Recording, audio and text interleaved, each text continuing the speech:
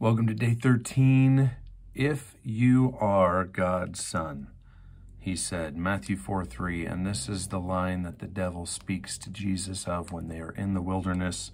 So we just talked about his fasting, but let's be clear, Jesus was led into the wilderness by the Spirit, and this is the first time in the Gospels where we see the age-old foe, the devil, show up in introduction in the New Testament. And this is the time.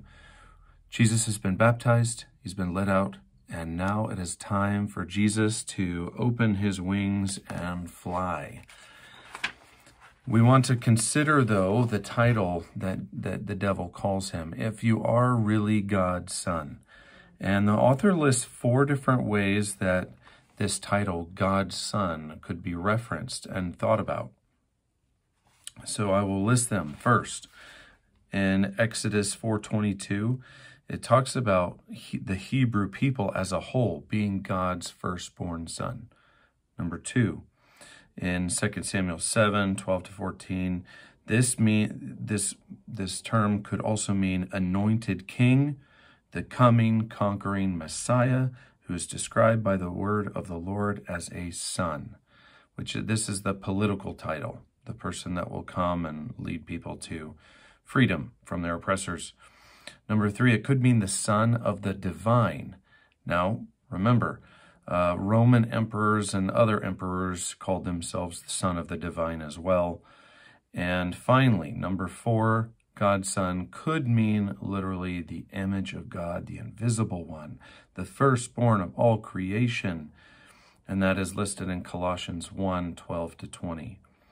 And so, people, of course, around us, Christians and non-Christians alike, will say, was Jesus truly the Son of God?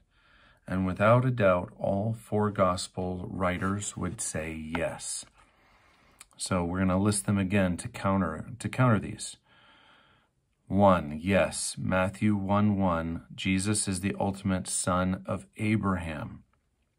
So he is representing the Hebrew people as a whole.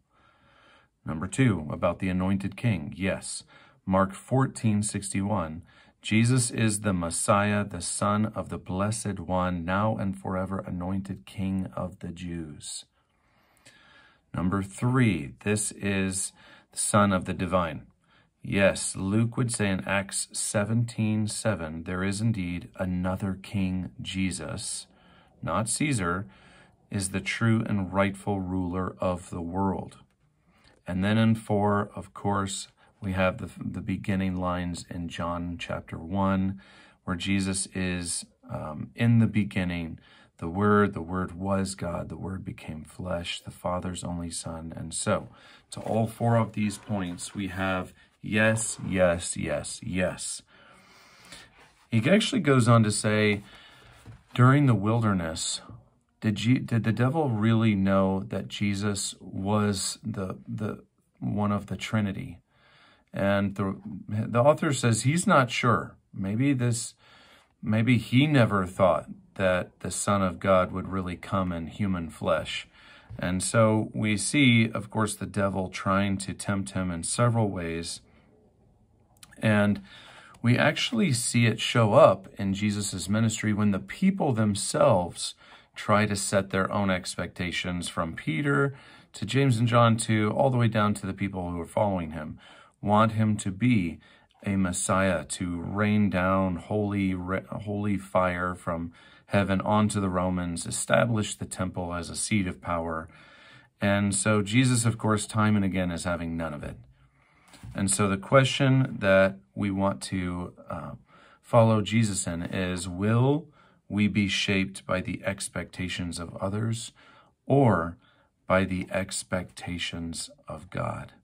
A truly powerful question to ask ourselves and to make sure we take that in prayer so that we can follow God and not expectations of man.